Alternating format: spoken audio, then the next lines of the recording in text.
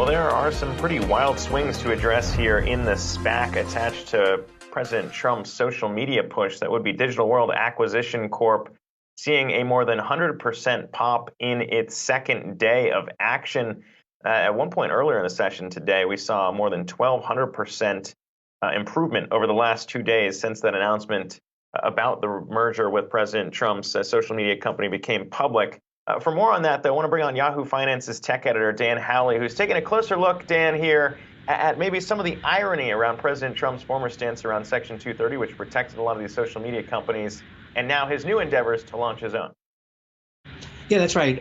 When President Trump was in office, former President Trump was in office, he had a series of ongoing spats with some of the larger social networks, Facebook, Twitter, YouTube, Google. He'd basically gone after big tech in every way because at points he would post lies or some form of disinformation on Twitter or Facebook related to, say, the coronavirus or the 2020 election, or he would post very incendiary things, such as when the looting starts, the shooting starts, things along those lines that Twitter and Facebook, Twitter more than Facebook, though, would either put warnings on about violence or put that the information itself was just flat out wrong.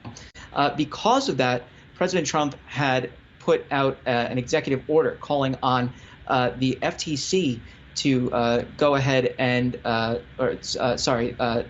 Trade Commission, yes, to go out and try to revise the rules of a certain internet law. And that's essentially the Communications Decency Act.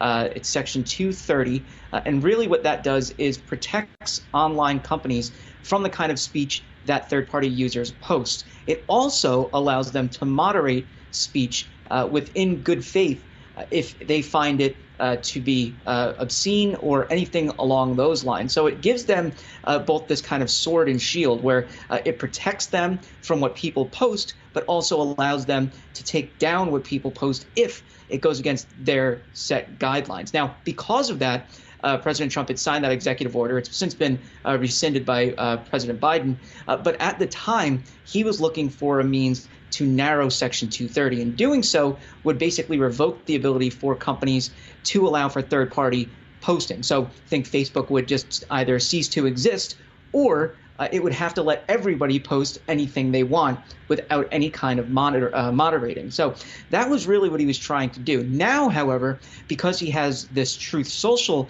experiment going live, or in beta next month and then live in the first half of 2022, he is going to need to heavily rely on Section 230 to allow that to continue to operate. And the reason being is because he's posted things like the user page, the kind of guidelines that you need to follow, require users to not disparage the site or its ownership. That would fall under Section 230 because it allows them to moderate content. It also means that if he doesn't want anything negative showing up or anything that's incendiary, the site would need to moderate it. And that is what Section 230 allows. So it's really interesting to see someone who tried to get rid of Section 230 take it down, now needing to rely on it, though it also benefits him at this point when it didn't benefit him then.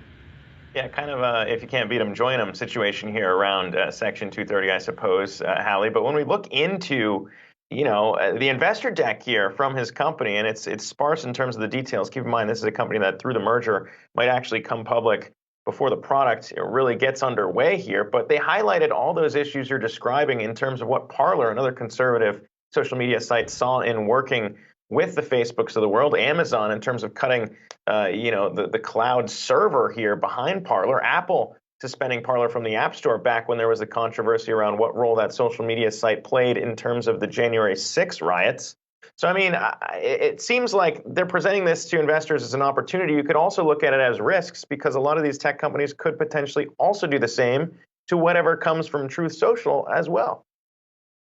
Yeah, I mean, I don't think that this is going to take off and be something of the scale of a Snap or Twitter or Facebook, not by a long shot. In fact, former President Trump had his own kind of rolling blog that was sort of like a Twitter news feed called From the Desk of Donald Trump that shut down within a month because of lack of visitors. So as much as this is being pushed forward and as investors are seeing this as an opportunity, I don't necessarily think that this is going to last, or if it does last, have nearly as many users as they hope. Obviously, former President Trump had something north of 80 million followers on Twitter, but that's because he was the president at that point, and obviously part of that was because you need to follow what the president is talking about or posting. So I'm not necessarily sure that this is going to take off. And then, as you point out, yeah, there are those third-party consequences where a host company, something like AWS or perhaps Google or Microsoft, whatever platform they choose, may not want to be associated with that, so they can pull the plug.